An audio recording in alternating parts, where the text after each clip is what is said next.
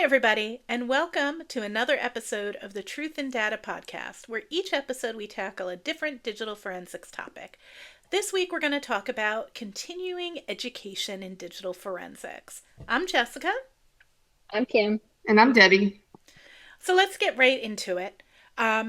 Digital forensics is a complex topic, and a lot of times folks take a educational program to get into the field, regardless of if it's a university program or a course like what's down, like BCERT or another introductory course to digital forensics, and they start on their journey. And this topic is something I'm really passionate about is continuing education. So I'm going to lay out to you, why is it important that even once somebody has had their foundational initial training, that it's important to continue to learn in this field? I will take this all the way back to what I think I say probably every time that I speak to a group that I haven't spoken to before, or that I start in a class and say, there is no way one person can know everything. Amen. And you have to be able to learn something new every day and be willing to learn something new every day. And you have to be willing to share what you know every day. And that means that we have to seek out those appropriate avenues for that knowledge and continue on that journey. Otherwise, you're going to be stagnant and you will not be able to do your job very well because technology changes at such a rapid pace. You cannot possibly dream up what's going to come down the road. Absolutely. I think about I teach mobile device forensics at George Mason University, in addition to the training that Hexordia does. And every single fall, while I'm in the middle of teaching operating systems, iOS and Android typically release a new operating system. I will say Android now has delayed, so 17 will come out sometime in the spring now, but it used to be every fall they both did their major releases. So obviously I have to talk about iOS 26 right now, when it's only been out a few weeks. And that the artifacts change and it's not just mobile, right? Sarah and I from our team, and there's an episode in the archives here for this podcast where Sarah Hayes was on and we were talking about IoT forensics. We did a DOJ project where we went around the country teaching IoT forensics, and everything is changing at such a rapid speed. How on earth can you keep up if you're not continually training? Absolutely. If I look at that course I wrote in 2016, which I have a copy of, the difference, other than if you're talking about like timestamps and how you do binary to hex conversions, everything else has changed. All of the images have changed. The procedures we use for how we seize evidence have changed, because now we have AFU and BFU extractions. That didn't exist in 2016. In 2016, we were chipping off Android devices because it was, when they were Android 5 and below, encryption comes in Android 6. So just to think that someone could have taken training 5 or 10 years ago and be able to operate in today's environment is scary. You need to continue training. Now, I'm not saying you have to sit through a graduate level course, right? It could be a training class. It could be keeping up with information, and everybody should be doing that. There is a reason. If you know what, you know how much has changed, and there's so much we don't know still. But if you look at This Week in Forensics, which is a blog that comes out each week by Phil Moore saying everything that's been come out from the industry, guess what? There's about 200 articles a week in our field. That rate of change, how are you supposed to be able to keep up without maintaining training? You absolutely can't. And, and even how can you, even if you do take training, you're like, I think we've said it before on previous episodes, you can't know everything. No. So, even continual training, technology change. I think there's 2 points really to sum it up. Technology changes so fast. There's so much more digital data out there. And then the tools also change. Yes. And the devices also change. Yes. So all of those things together, sort of, inner working together, how can anyone stay abreast of those things without taking training. But this is an issue because there are examiners who go to their command and ask to Mm-hmm. attend a training event, to take a class, virtual or live or in person, and the response is, "You've already been trained in that." Right. I've seen it happen. It's happened to me. I've been told, "Why do you need to take a mobile device forensics course? You teach a mobile device forensics course." Right? And this was when I was in a prior lab, right? And I was like, and you do it day in and day out. You're one of the people who does this. And I'm like, because I don't know everything that exists, and I can still learn, and I can still be refreshed. And operating systems change all the time. If we go back, when does APFS get introduced? It gets introduced in 10 iOS 10. So that's 6 years ago. And when we have that change, we go from HFS to APFS. Those are completely different file systems. Just because you've learned one file system does not mean you understand another file system. Would you agree, Kim? Absolutely. Like, Yeah. and I think people miss the layers, right? So there's multiple layers. We have to understand. We do have to understand basics of how binary and hex work, and sure, that concept doesn't change. But then we have the next layer, which is the file system. And there are new file systems that come out, and there are file systems that get adopted. I think we taught 8 or 9 file systems in the IoT class that most people had never heard of, right? Squash FS. And as we go into more embedded systems, Blob FS, which is a Google file system, these things are completely different than anything you've ever looked at before. Coffee FS, which I know that I just made some people happy because I know I can't say that word unless you're from New Jersey. You understood exactly how I said that word.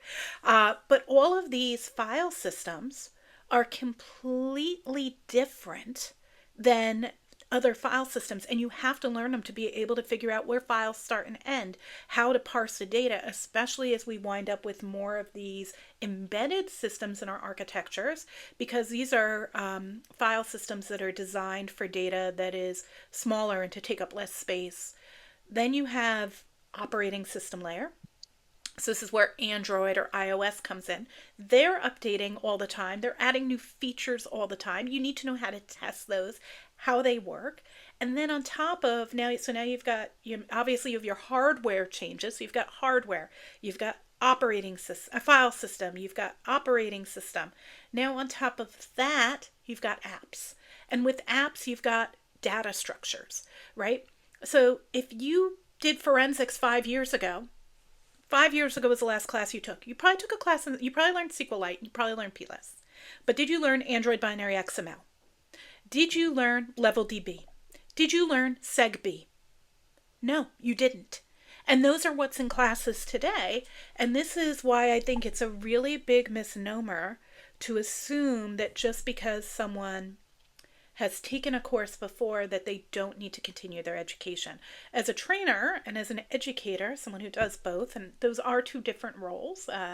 And Kim knows as well. Kim's our manager of training at Hexardia, so she writes courses, she teaches courses, but she also teaches at a university as well. These are very different realms.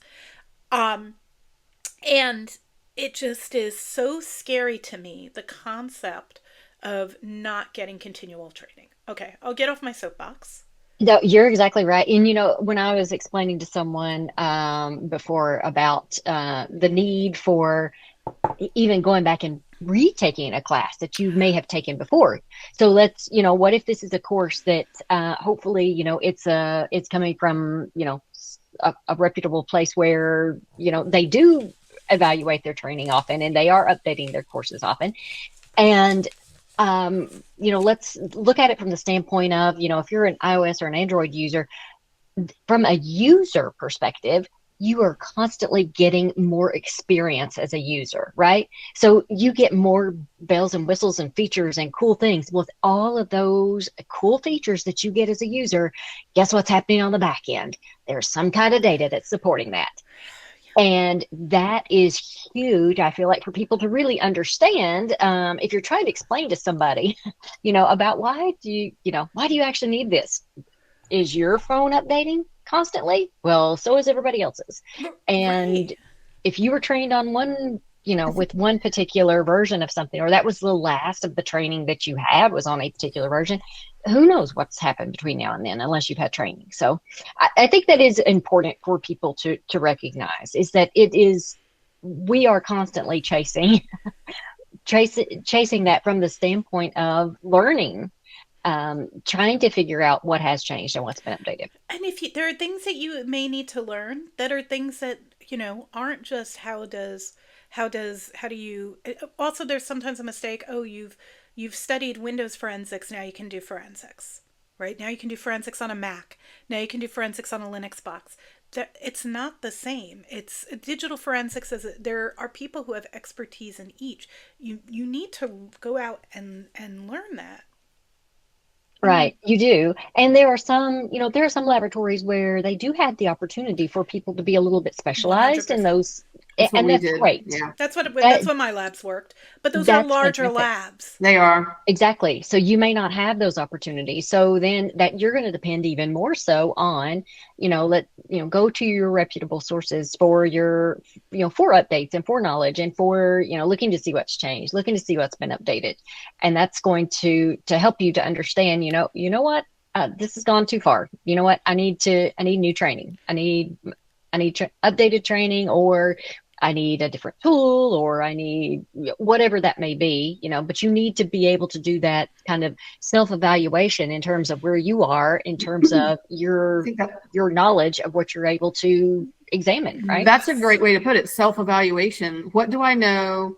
What do I, and what do I need to learn? What's the next class that I need to take? So or what's the newest class? I think that really goes also to, in your self-eval and in your evals, what you're, I like to try to think of everyone should be taking at least one course a year to stay up to date on technology changes, on new things that they may now fall into their scope and their role, to being the backup to that other person if you only have one person who's specialized in vehicle analysis and one person who's specialized in drone analysis, what happens if they get hit by the lotto? I like hit by the lotto. It's a much friendlier way to say it. Is. That is more fun than the alternatives. Right. So they get hit by the lotto and they're now wealthy and they get to leave their job. Who's going to pick up? And you don't want to. So I think it's important for management to be thinking about these duplicative roles. So I have two major questions, and I'm going to do one at a time. So the first one I'm going to say is, I'm pretty sure all of our listeners already agree that they need training. Right. So I'm going to throw this one to you, Debbie. How does an examiner who is in a lab advocate to get training to their management? How can they articulate to this to their management in a way that will be successful? So some of the things that you have already said, speaking in a manner, first of all, that they're going to understand. So, most executive leadership in law or supervisors in even some technical units are not necessarily technical. So one, go to them.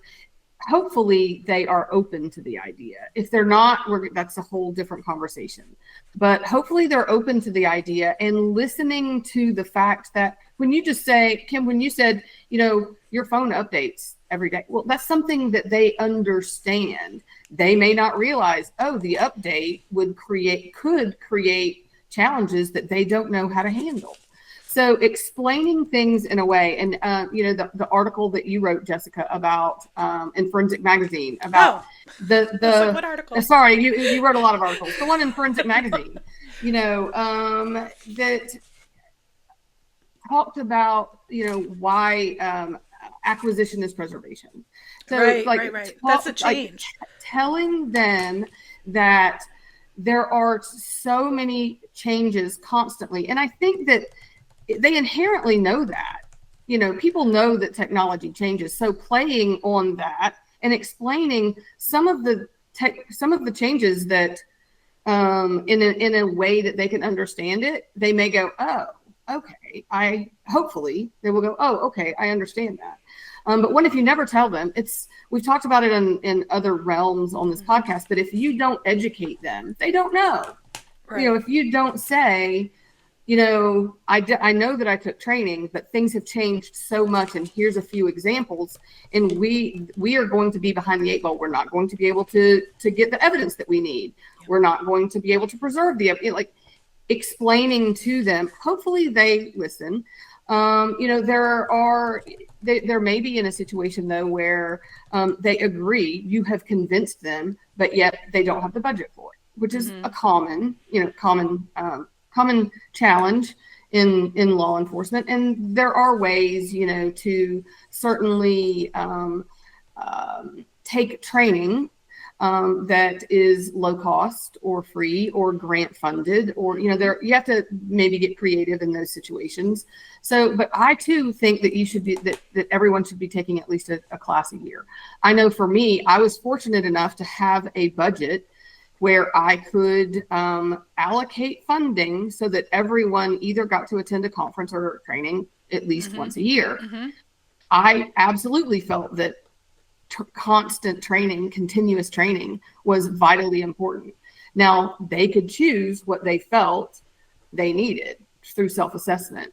And it was always a variety of different things. So, You mentioned, about, sharing about things that have changed. An examiner told me this has been a few years ago, actually, that they were telling me that they had one of those huge stands posters up for Windows, for the Windows class. And you know how it had, I think at the time it was like maybe Windows, I can't remember, maybe it was 7.10 or maybe it was XP 7.10. I don't remember what, but it had the various operating systems that showed you locations for certain artifacts at different places. And it showed how it had changed. And so they had like basically 3 operating systems there that had shown that had changed. And they said, I had to show them, look, if I don't go to learn about this. That's actually that's a great idea. It. Yeah. But it's in a way that they can understand it. So that's always going to be the case. We talk about it in court, and, explaining things in a way that non-technical people can understand it is one of we're in that realm here. I feel like you really gave 2 important keys between the two of you. One is using that, relating it to how their devices have changed in terms of features. And then Kim, I love showing the location changes in the different operating systems. I think that's perfect to articulate. Another way is by saying, hey, this new thing exists and we're not examining them because we don't have the knowledge. Yes. But this other agency did 10 cars last week, right? Or last month, and being able to say, and they're finding evidence and we're not even looking at those devices, that can be really important. Real world examples of successes or failures are great ammo, for lack of a better way to put it, as well, trying to convince leadership that continuous training is needed. Okay, so let's say now you've convinced your leadership and they've said, yes, you absolutely can go to that training, but we have 0 budget. We did not get a budget approved for this year. Or, you can take that training, but you're going to have to wait until 2027 because now that we know we need it, we can put it into the budget for the next year. What are some options for folks that exist when that is the response, that it's a funding problem? I mean, there are grants. Go ahead, Kim. No, as far as money is concerned, that's Debbie. Debbie knows where to money. There's going to be grants. There are also scholarships. Yes, there are. Some of the tool providers offer scholarships. Some of the training organizations offer scholarships. Yeah, there are I would say there's scholarships. You just got to know when they come out and apply. Right. But there are, most of the tool vendors offer them. Most of the training companies offer them. If they're an ICAC, our rescue offers scholarships. Right. Yes. Oh, yes. Our rescue does offer scholarships. This is something that I just recently found out. They will, and it's fairly easy application process. You can actually, are you okay? Okay.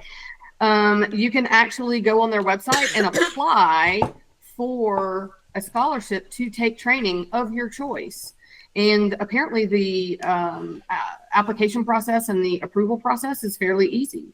We'll try to link that scholarship application in the show notes. Also, you may have the ability to look into, especially if you're more on on the corporate side, I would consider looking at tuition reimbursement, and you may be able to use that in a Very, variety yes. of ways. There are virtual grad school programs, so, and there are also virtual certificate programs. Certificate programs are smaller. So you may be able to get tuition reimbursement for a course. I would say, because we're talking about updatedness of courses, do your homework before you just sign up for a virtual live course at a university, to make sure that it's one that's going to fit your needs. But those things do exist. Like I said, there are scholarships. Our Rescue is a great one. But I'll there's mention also, one go other ahead. resource. NW3C, if you are a member of an ICAC task Mm-hmm. force, NW3C offers some basic digital forensics, basic and intermediate digital forensics classes free, online for ICAC task forces. They will also come and teach in person for ICAC task forces free. I think there's an application process for that as well. But there are free classes if you are an ICAC affiliate. There's also lots of low cost and free training that you can find on D4Diva's website. I really advocate for folks checking that out. So you can go to D4Diva.com and you can see all the low cost and free training resources that are available there. I'd also say that check and ask about discounts, law enforcement discounts, check when there are sale periods. Like, there's lots of opportunities to find alternative things, but D4Diva is really great because there are a lot of free and open source training that does exist. I'll give another one. Alexis Brignoni has a free Python class that he did on YouTube that's 25 or so lessons long that teaches you how to do Python. And that's something you can do and complete. And here's the other thing. I'm going to give one other reason that you need continuous training, which is your CV.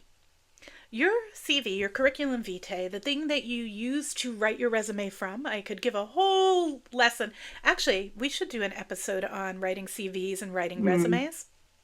We'll definitely do one on that for digital forensics. There is a difference between your CV and your resume. Your CV has all the things your resume sells you. Those are two very different things.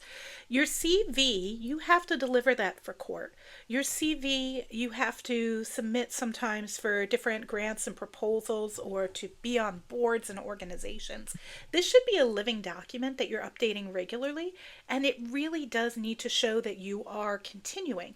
That could be one of the reasons you may need to update your CV, maybe to keep up with your jurisdiction's requirements. Now, all three of us are in the states, so federally we deal with Federal Rules of Evidence 702, which says that you need knowledge, training, and expertise in your area, or experience. And by the way, those are all ors, but how your judge interprets that is up to how your judge interprets that, or whoever is making the ruling.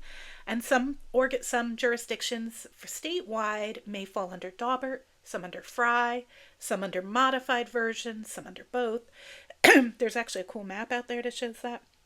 But when we're looking at those regulations, all of them require that you have training, education, experience, some or skills that are going to help the trier of fact understand the data. That's the gist of it. And would you agree with that, Kim? That's a good way to describe that. Absolutely, yes. And in Yes. meeting that gist, you really should be showing relevance, would be the recommendation. So I think it is important for your CV. You should want to know what's going on, but if you also want to be admitted as an expert witness, and be able not to just speak to as a fact witness and be able to provide opinion. And if you want to learn about the differences between those, Kim's got a great class she teaches on expert witness testimony. But knowing the difference there, it's important to keep your CV up to date and show that you're staying up to date. I'm going to offer one more place, I guess, to get training. Sure. We actually just did a podcast episode on Capture the Flag. Oh, yeah. And, most of the time those are free. Yeah, absolutely. So participating in those and then reading people's blogs afterwards about how they solved each problem. One of the things that I was amazed about when I first entered into ICAC world and digital forensics realm was the constant collaboration and sharing of information in the digital forensics community. So there are blogs, about specific artifacts. There's blogs about, there's resources, even on the Hexordia website, there's free resources about free tools. So, continuous training can just simply be seeking out these low cost and free resources and reading blogs and participating in fun contests, so I absolutely agree that to stay current in DFIR, regardless of if you've taken a training class, you should be doing those things. I wrote a blog when I was at Magnet. I just made a note to myself to find it that was like ways to stay current in DFIR. And I'm going to share that because, so I wrote it several years ago, but it hasn't changed. And it's play CTFs. Read the blogs, and it goes through this whole list. Be present on one of the listservs or the DFIR Discord. If you're a member of HTCIA or IASIS, they have really robust listservs. But if you're not a member of either of those, and being parts of professional organizations is great for continuing education opportunities, there is the DFIR Discord, which anyone can be a member of. There's over 10,000 people, and just seeing the questions that other people have and then reading the responses is a great learning methodology. But I will say there is a difference between keeping current in DFIR and taking training. And I don't think that reading articles and doing your own testing and all the things I prescribe in there, and maybe that's a whole nother episode, ways to keep current in DFIR. Well, I think CTFs are great, and yes, we just did an episode on that. I would say that doesn't replace training. I don't think it replaces training either. either. I think that this is another hurdle that people may have with their management, where management may go, well, you can attend some of the virtual summits from some of the vendors are free and available. They have great little classes. So there are lots of free resources. But I don't think that sitting through that, or even going to a conference attendance, yes, that's a way to learn. But I don't think that's the same, unless you're doing workshops, I don't think that's the same as sitting through a training class. And I agree. I'm going to give the main reason is experiential learning.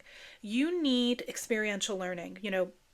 When we develop classes, regardless of if I'm doing it for a university or if I'm doing it for the way, they're structured very differently, even if it's the same concepts that I'm teaching. And training courses, we deliver content, but we are validating that people are understanding it. We're validating that their understanding is correct. And then they're doing labs and exercises to enforce the things we've spoken about. And so you get multimodal immersion, right? You read it, you hear it, you see it, you do it. And then you go over how it could be done and how other ways it could be done. And I don't think that can be replaced. And so that's the reason I really advocate that there's a difference between listening to a bunch of webinars at a summit, which is still valuable. That is a way to stay current. Right. And staying current is critical. But I don't think staying current is the sole reason for training. And I don't think that you get the same results as you do in a training course. I 100% agree. I think the only rebuttal I would have is if there is no funding. 100%. No, get what you can. These are your options. Yep. Then Agreed. that would be the only rebuttal that I would have. But I don't want people to be beat by that response. Sure. It's different. Yeah. Yeah, and I think those webinars or if it's a blog or whatever it may be, those are, if let's say you went to a training and, the training, you feel as though that you're up to date and it's a very up to date training and you come back and you're working and everything's all well and good. And then 2 weeks after you get back, such and such just put out this blog where actually they found blah, blah, blah about that. Or they've discovered this about that particular thing that you just went to training over. I think that then you need to look at those blogs. You need to watch those webinars. You need to do that in order to keep what you just learned current. Things change so quickly. Yeah. Right. So I think, we'll do a whole episode on keeping current in DFIR. Yeah. I think it's completely relevant. Yeah. But I do want to make sure that people are armed, because that sometimes is the argument against funding, is there's so many free resources, but it is not the same. And at the end of a course, you get, it depends on the course. Some courses allow you to take a certification. Some courses have requirements. So I know, like, if you take one of our classes, just as an example, and there are other courses like this as well, you have multiple labs, and in our courses, you have to meet a certain percentage of correct answers on each individual lab in order for us to give you a certificate of attendance. Because we're making sure that when you leave the room, you know what you're doing. If somebody sits through a webinar, you don't get that level of assurance that the concepts were obtained and learned. And but again, that's going to, your mileage is going to vary with different trainings and different providers in that regard. And there's a lot to consider when somebody's considering which training class they should take. Who's the instructor? What are the concepts that are Yeah. covered? When was the last time that course was updated? And these are things you should be able to ask the providers of your training. Look at the credentials of the person who's giving you that training. Are they experienced and have the proficiency and the background to be delivering that content? These are all really critical things that folks should evaluate. And then, of course, there's the other considerations like price, location. Is it on demand? Is it virtual? Is it in person? But all of that stuff is table stakes. But maybe the things people don't. And now, I guess my question's moved on to what do you think are the important things for people to consider when deciding which training they should take for their continuing education? Well, I think one thing is if you use a particular tool that has been updated that you need to be retrained on, that is a Mm-hmm. thought. But then also, I think to piggyback off what you just said is that tool, what are you being taught within that tool? Are you just simply being taught, here is how the tool works, it's the mechanics of it, or are you able to actually quote apply it to something as you're going through the course, Mm-hmm. right? So I think that's something for you just for consideration, right? So I think there's that. Are we talking? Do you need to go to a particular tool? Are we looking at a particular device type that you need training on? Are you looking at if it is a particular device type? Is there something very specific about that device that you need to learn more about? Like my best example is that we've got a whole course on acquisitions, mobile acquisitions, not just a mobile course, it's a mobile acquisitions course. Mm-hmm. So, how specific are you needing to get with that particular training? And I think you just, again, my whole self-evaluation, take a good look at what it is that you truly need. If you're only going to get this one training, you know what, let's look at it and see, narrow it down to one that's going to serve you best. I would add to that what types of cases are you seeing? What types of devices are you seeing coming into your lab? Where are the gaps? I was fortunate enough to be able to have, where everybody had basic training, and then people sort of ended up choosing their own specialty. Mm-hmm. So we did have gaps. And then I think, as you mentioned earlier, Jessica, some people would leave, we would have to make sure we had replacements. And so I think too, what kinds of cases are you getting? What are the challenges you're seeing? Like when you are, analyzing data, what are you unable to do? Right. Where are your roadblocks? And then look for training surrounding those topics. And I'm going to go one step beyond. I know Kim brought up the importance of the need for vendor training. I would echo that there's also value to training that's specifically not vendor related, because then you're learning methodologies, you're learning how to function, you're learning how things work, and you're learning how to validate. It's really important to have a multi-tool approach, and it's important to know how to validate the data outside of the tool. When you're validating the data inside the tool's showing you how it got to its results. But sometimes there's more data, sometimes there's different data, sometimes you have to export the data. This is one of the reasons I love teaching data structures, because you can show, this is how you dig into an ABX or a SegB file. And a lot of artifacts aren't parsed or aren't yet discovered. And those are equally important, right? The methodology of how to parse unsupported artifacts. That's probably my third-party app workshop. It's probably the most popular workshop I've ever done. I started teaching that workshop in 2012. Do I update it all the time? Yeah, regularly. So over the last 13 years, that's been continually updated. But guess what? The methodology hasn't changed. And that methodology works regardless of what tool you use. So I think it is important to go beyond the tool. But that's a personal strategy. I see the value in tool training because it's important to understand the features and how a tool functions and really digging in there. And a lot of times, just natural navigation isn't going to get you there.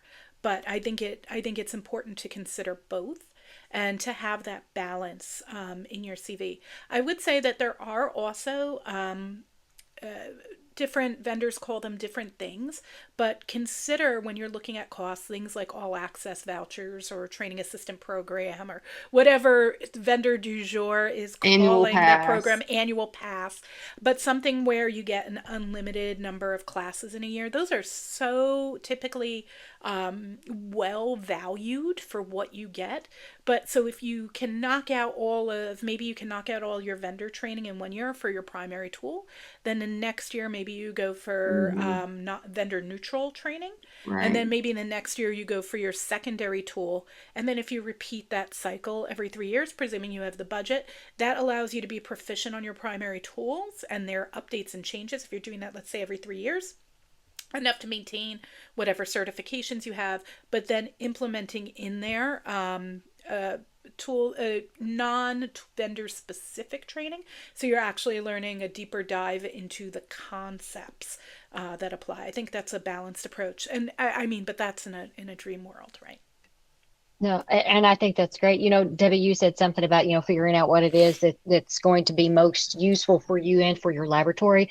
I remember years ago, I was talking to a friend of mine who's an examiner in California, and she said, I just have to go for this Mac training. She said, we're getting so many Macs. And I was like, oh, I feel like I should go to Mac training.